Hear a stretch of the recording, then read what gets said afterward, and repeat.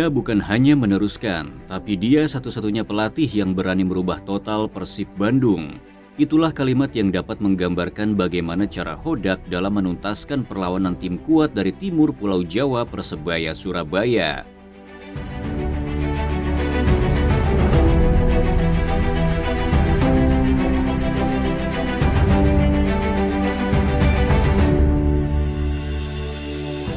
Ada sebuah data yang mengejutkan bagi para penikmat sepak bola, terutama bagi supporter Persib Bandung.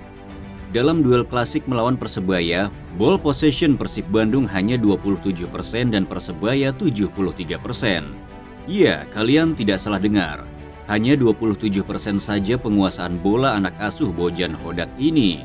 Namun yang terjadi sungguh di luar dugaan kita semua. Persebaya yang begitu mengerikan di babak pertama lewat akselerasi winger andalan mereka Bruno Moreira.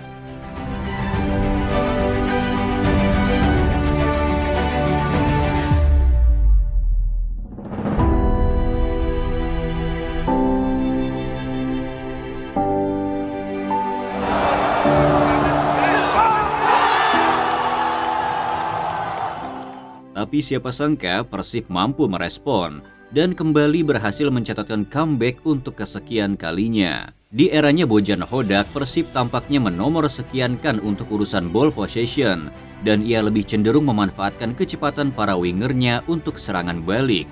Tapi strategi sederhana itulah yang benar-benar menjadi mimpi buruk bagi tim-tim Liga 1. Dan Persebaya Surabaya menjadi korban selanjutnya dari keganasan counter attack Persib Bandung.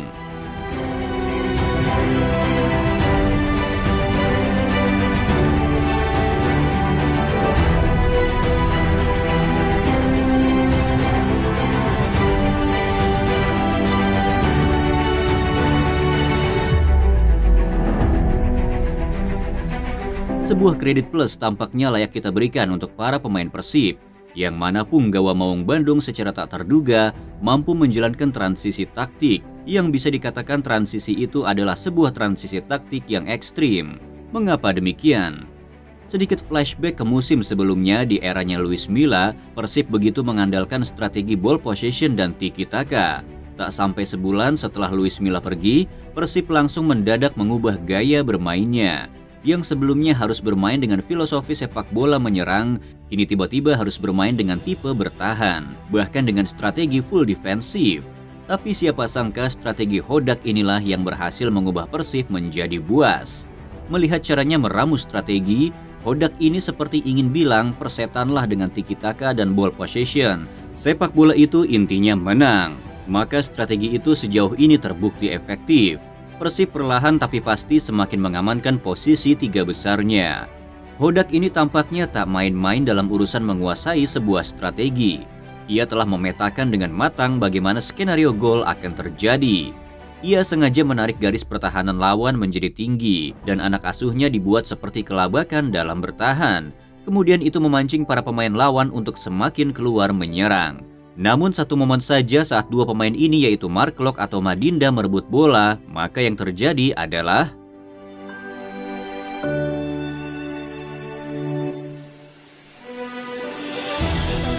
Beckham Putra, mati!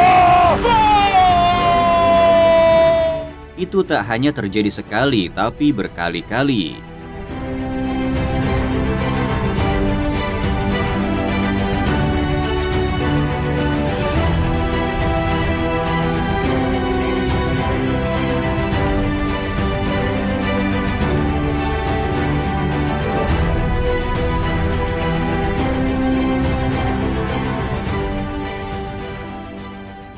Dari sisi taktik pergantian pemain pun lagi-lagi ia menunjukkan kelasnya.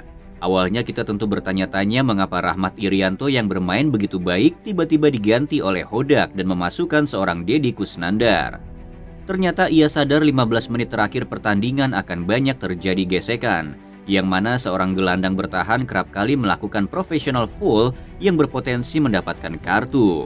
Dan Hodak sadar Irianto posisinya tak aman dan telah mendapati kartu kuning di babak pertama. Akan menjadi masalah besar bagi pertahanan Persib jika Irianto harus mendapatkan kartu kuning kedua. Seandainya terjadi sesuatu yang tak diinginkan di barisan pertahanan Persib, Tampaknya Hodak menonton dan belajar banyak dari pertandingan MU melawan Galatasaray di UCL kemarin. Ia tak mau Irianto dan Persib senasib dengan Casemiro dan MU. Dan yang terjadi, Irianto ditarik keluar. Kemudian Dedi yang menggantikan peran menjadi holding midfielder. Dan sukses menjalankan peran krusial itu yang membuat lini tengah Persib semakin kokoh.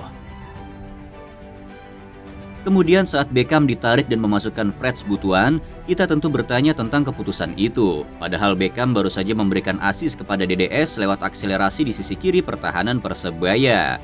Dan lagi-lagi Hodak seperti ingin bilang, tonton aja dulu. Maka yang terjadi, Freds berhasil jadi pemain kunci.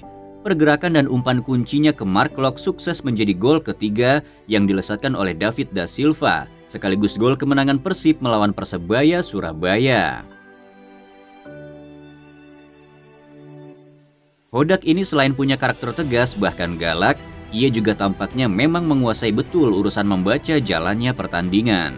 Jika para pemain mampu membuat penonton kagum dengan skill-skillnya, maka para pelatih mampu membuat kagum penontonnya dengan sebuah respon, yaitu respon apa yang ia lakukan jika pertandingan tiba-tiba jadi seperti ini. Maka pergantian pemain dan pergantian taktik di tengah laga, Bojan Hodak ini bisa dikatakan salah satu yang terbaik di musim ini. Bahkan Bojan Hodak secara resmi masuk dalam nominasi pelatih terbaik Liga 1 di bulan November. Sebuah pencapaian yang membuat para suporternya bangga, yang mana pelatihnya mampu membuat Persib jadi tim yang kembali begitu disegani oleh lawan. Pelatih yang tak banyak bicara, pelatih yang tak pernah caper di sosial media, pelatih yang tak pernah peduli apa kata netizen. Mau dibilang miskin taktik, mau dibilang pelatih tidak mengerti filosofi sepak bola menyerang, terserah saja. Tapi sekali lagi bagi Hodak, persetanlah apa itu ball position ataupun filosofi sepak bola indah. Saat lawan mencetak 2 gol dan kamu berhasil mencetak 3 gol, maka kamulah yang memenangi pertandingan.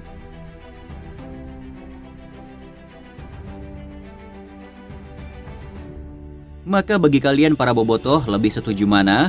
Persib kembali dengan filosofi sepak bola indahnya atau tetap seperti ini? Main simple, tiba-tiba masuk 3 besar. Coba tuliskan pendapat kalian di kolom komentar.